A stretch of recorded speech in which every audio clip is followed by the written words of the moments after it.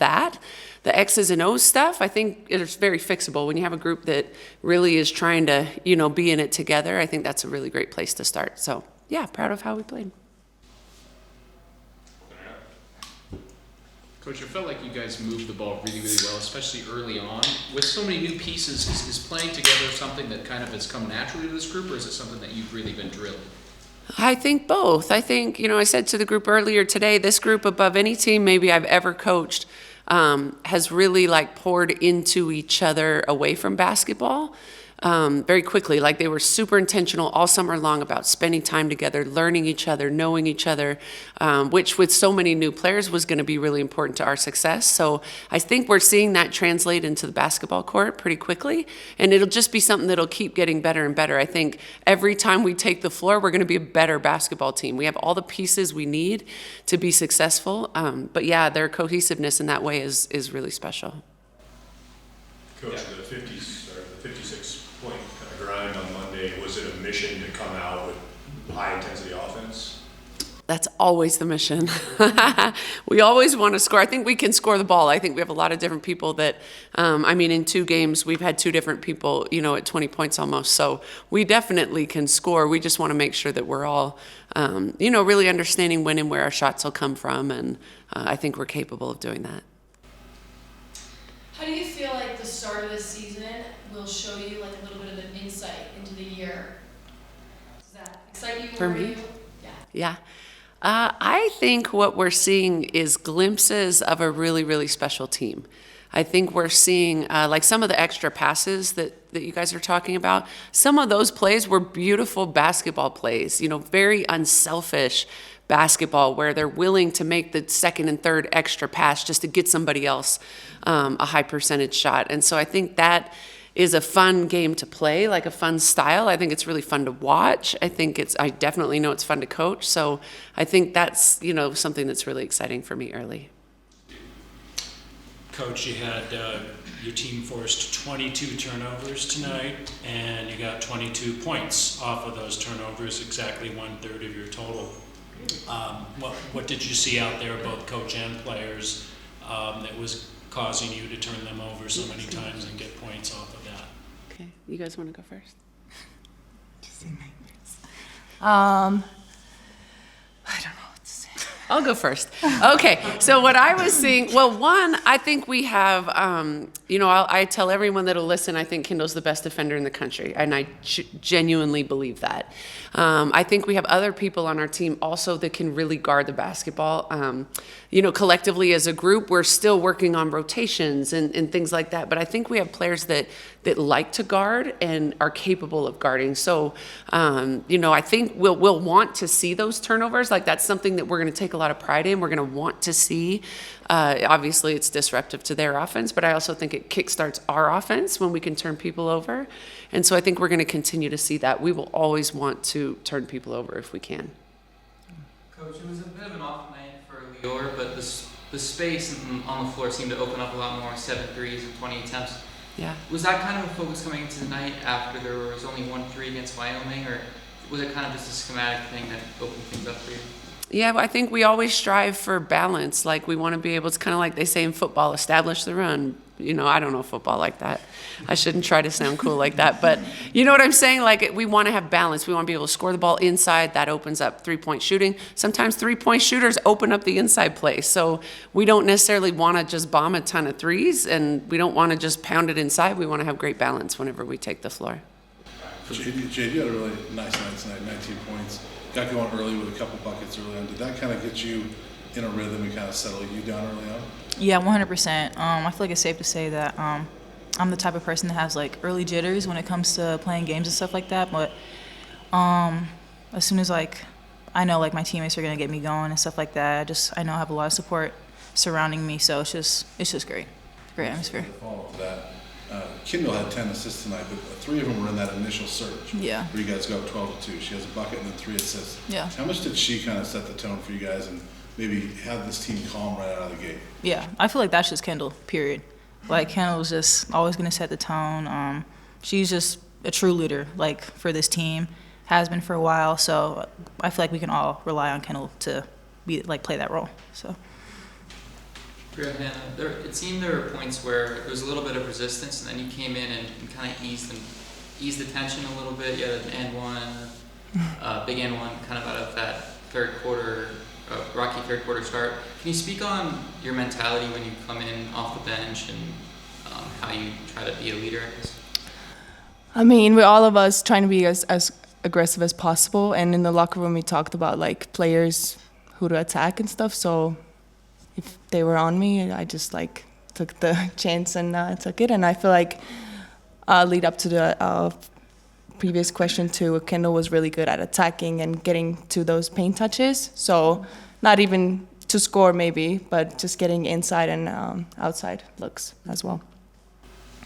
JR, Brian mentioned Kendall with 10 assists. How much have you seen her grow this offseason as an offensive player as a whole, and especially as a playmaker, getting her teammates? Yeah, Kendall's always been someone that was completely trustworthy, to get us into our offense, to know the scheme, like what's the scouting report, what's the game plan. Like she's a very intelligent person and player, so she's always been really trustworthy to do that.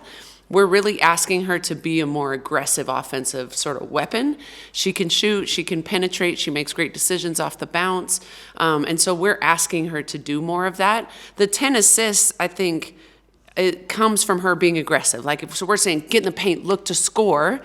But she's one that when the defense steps up to help and takes it away, she's going to make the right decision to pass. And so I love to see that aggressive mindset from her because it opens her up. It also opens up everybody else.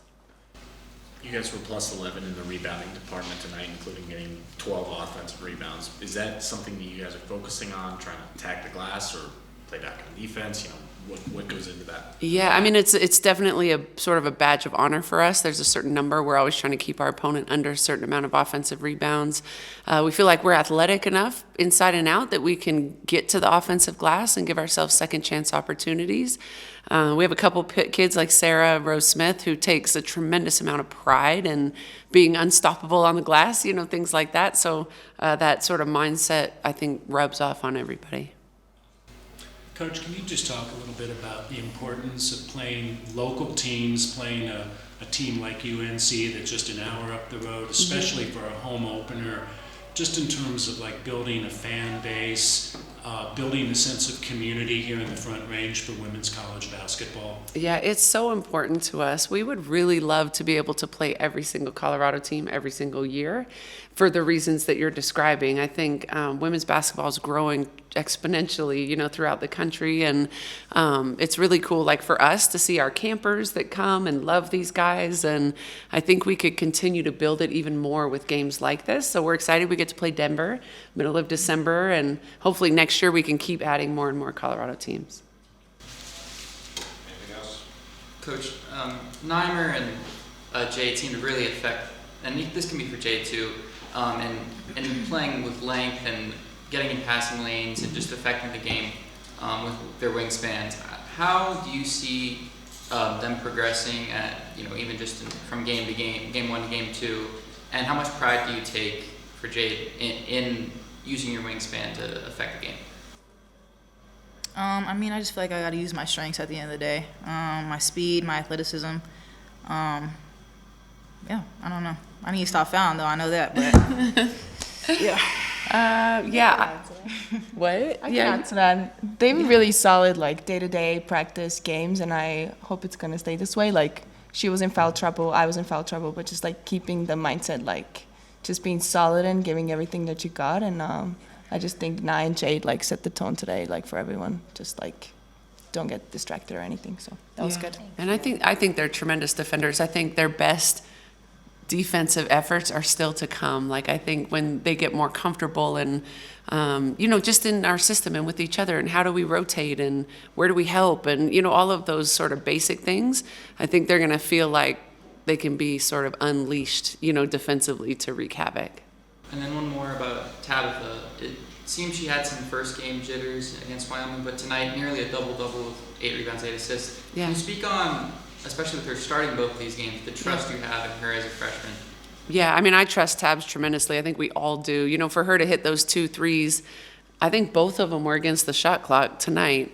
I mean, that takes a lot of poise, a lot of composure.